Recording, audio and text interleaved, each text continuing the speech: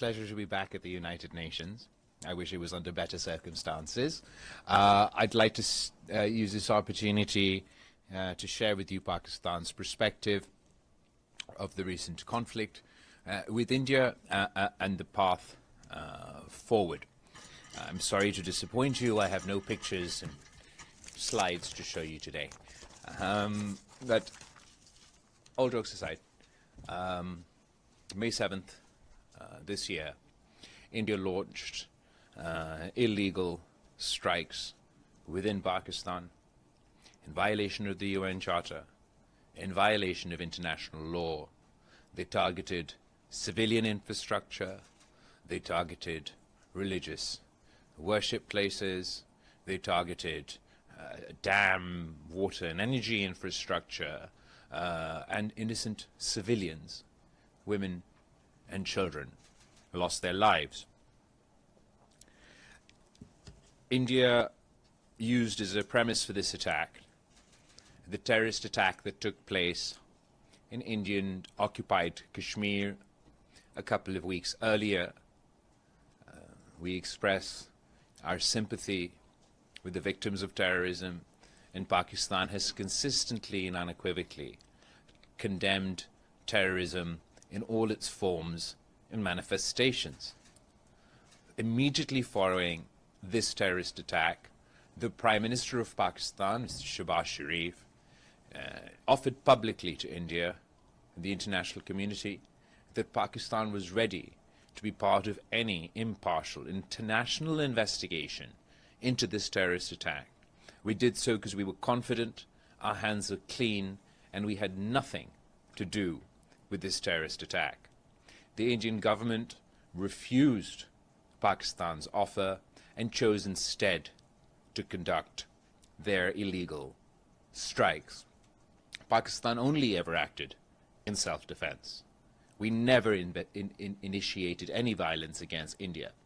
On the first night, when their planes attacked our country, Pakistan's military responded with precision. They only targeted and downed 6 planes because we believed those 6 planes were the ones who released their load on Pakistan. Following that, the Indian government, in the next 2 days, launched missile strikes into Pakistani territory, and as a response to that, Pakistan responded in kind. Due to the intervention of the international community, and I'd like here to particularly to mention the role of the US President Donald Trump and his team led by Secretary of State Rubio, we did manage to achieve a ceasefire between India and Pakistan. This is a welcome first step, but it is only a first step. I must emphasize that the global community today is less safe post this ceasefire, post this conflict in India, than we were before. And that's simply because the threshold for a full-blown military conflict between 2 nuclear-armed states has come down, has not gone up. We've seen during the course of this conflict how quickly the escalation ladder between our two countries rose, and the concern is that the next time there is such an incident, there may not be time for the international community to intervene before things get a lot worse. That is why it is absolutely important for Pakistan, but for the international community by and large, to continue to pursue dialogue and diplomacy as the only viable path to peace. Pakistan's position today is that we would like to have a comprehensive dialogue with India that of course discusses the issue of terrorism. Pakistan is a victim of terrorism. The single largest number of terrorist attacks that takes place in any one country is Pakistan. The single largest number of victims of terrorism is Pakistan.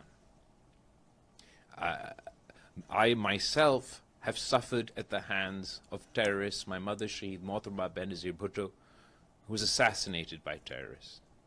The military leadership in Pakistan, the political leadership in Pakistan, Pakistan as a country, is not the caricature that India would like to paint of us. The political leadership have fought against these beasts, these terrorists on the front line, and we've paid a heavy cost in that battle. Our military leadership has fought these beasts on the battlefield.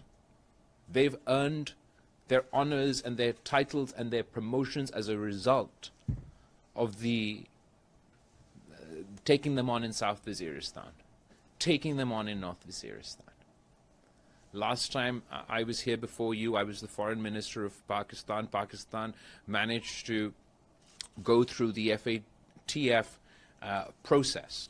And we had the FATF as an organization endorse that Pakistan has taken the appropriate measures for CT, for combating terror financing.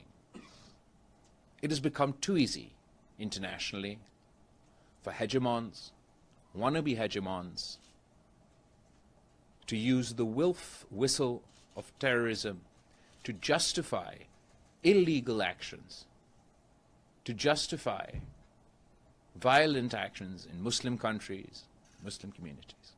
You cannot take on terrorism. You cannot combat terrorism if you're going to use it as a political tool to demonize the Muslims within your own country, a political tool to demonize the Muslims in Indian-occupied Kashmir, and as a political tool to demonize your neighbor. Pakistan would still like to cooperate with India to combat terrorism. We can't leave the fate of 1.5, 1.7 billion people in the hands of non-state actors and terrorists. For them to decide at a whim that two nuclear armed powers will go to war. And this is the new normal or the new abnormal that the Indian government is trying to impose on the region. That if there's a terrorist attack anywhere in India, anywhere in Indian-occupied Kashmir, it means war with Pakistan. And reciprocity would mean that any terrorist attack in Pakistan, particularly given our long list of complaints about Indian involvement in Balochistan, in Pakhtunkhwa, with the BLA, with the war with India, that is untenable. You can't have no dispute resolution mechanisms between two nuclear armed countries. In addition to a dialogue on terrorism, where hopefully we're able to agree to some sort of mechanism, where if India has any complaints or Pakistan has any complaints, we should be able to bring those complaints to a mutually agreed forum, where we work together to identify the terrorists, to track the terrorists, and deliver justice to the victims of terrorism, to ensure that we cooperate to address this issue, rather than, as a knee-jerk reaction, go to war. In addition to this, obviously, there's a root cause. And in this case, the root cause of terrorism in Indian-occupied Kashmir is the unresolved agenda of Kashmir before the United Nations Security Council.